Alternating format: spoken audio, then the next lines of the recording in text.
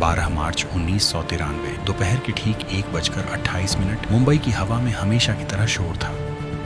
Share बाजार की इमारत के बाहर भीड़ उमड़ रही थी, सड़कें भागती हुई दिखाई दे रही थीं और किसी को यह अंदाजा तक नहीं था कि अगले कुछ घंटों में यह शहर हमेशा के लिए बदलने वाला है। उसी समय अरब सागर के पार कराची के एक सुरक्षित बंगले में कुछ लोग नक्शों, फाइलों और टेलीफोन लाइनों के बीच बैठे थे। वहां मौजूद हर चेहरा जानता था कि यह केवल एक हमला नहीं बल्कि एक ऐसी छाया की शुरुआत है जो आने वाले कई वर्षों तक भारत का पीछा करेगी। उस कमरे के बीचों बीच बैठा था दाऊद इब्राहिम। मुंबई की गलियों से निकलकर वह अब पाकिस्तान की सरजमीन पर बैठा एक ऐसा नाम बन चुका था जिसके इशारे पर शहरों की सांसें थम सकती थी। उसके दाहिने हाथ की तरह काम कर रहा था छोटा शकील, जबकि दूसरी ओर टाइगर मेमन लगातार संदेशों और संपर्कों संभाल रहा था। लेकिन इस पूरी कहानी का सबसे खतरनाक हिस्सा यह नहीं था कि भारत का सबसे बड़ा अपराधी पाकिस्तान में बैठा था। असली भय इस बात का था कि उसके पीछे पाकिस्तान की गुप्त एजेंसी ISI खड़ी। सन 1990 के बाद भारत और पाकिस्तान के संबंध पहले ही तनाव से भरे हुए थे। कश्मीर में आतंकवाद बढ़ रहा था, सीमाओं पर गोलियां चल रही थी और दिल्ली की खुफिया एजेंसियां बार बार एक ही नाम सुन रही थी, ISI। लेकिन धीरे धीरे उन्हें समझ आने लगा कि यह एजेंसी केवल सीमा पर युद्ध नहीं लड़ रही, वह भारत के भीतर ऐसा जाल बुन रही थी जिसमें अपराध, पैसा, तस्करी और आतंकवाद सब एक साथ जुड़ते जा रहे। इसी जाल का सबसे बड़ा चेहरा था दाऊद इब्राहिम। मुंबई के बंदरगाहों,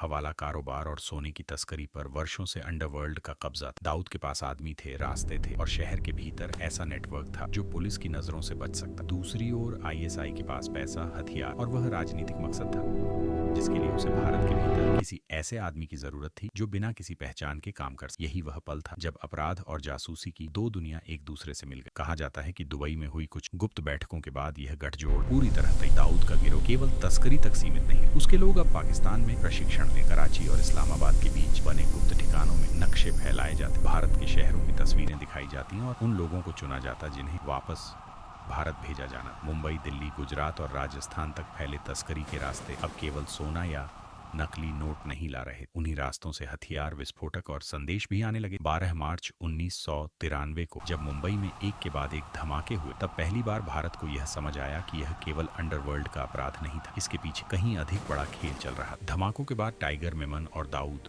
दोनों भारत से बाहर निकल गए। कुछ ही दिनों में खुफिया एजेंसियों को खबर मिली कि वे कराची में, लेकिन पाकिस्तान ने हर बार यही कहा कि दाऊद उसके देश में नहीं। दूसरी ओर भारतीय एजेंसियों के पास उपग्रह चित्र थे, टेलीफोन रिकॉर्ड थे और ऐसे गवाह थे जिन्होंने बताया कि कराची के क्लिफ्टन इलाके में दाऊद के लिए एक पूरा सुरक्षित क्षेत्र बना दिया गया। समय बीतता गया लेकिन यह गठजोड़ और मजबूत होता गया। हवाला के जरिए करोड़ों रुपए भारत के भीतर भेजे जाते रहे, नकली भारतीय नोट सीमा पार से पहुंचाए जाते रहे।